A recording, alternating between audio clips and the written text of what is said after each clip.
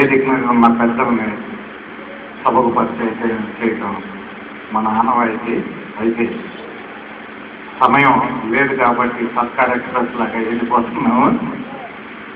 వేదిక మీద ఉన్న పెద్దలు, ప్రజల చేత ఎన్నుకోబడిన శాసనసభ్యులు, ప్రజల కొరకు ఏర్పాటు చేయబడిన మండలి సభ్యులు, మేధావులు, యోధులు, నేను పురపాలక సంఘానికి, పట్టణానికి ప్రథమ పౌరుడు కాబట్టి నా బాధ్యత.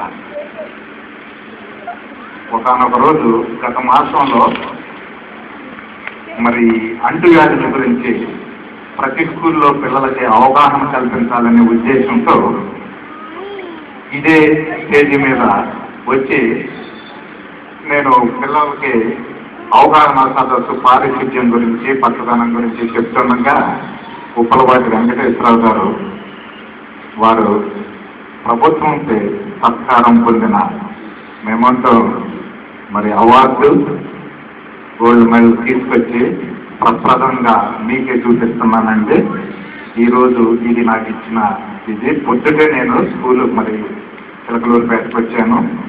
మరి నా పిల్లల ముందు పట్టణ పౌరులు, ప్రథమ పౌరులు మీ ముందు చూపిస్తున్నానంటే అంతటి భాగ్యం కలిగింది.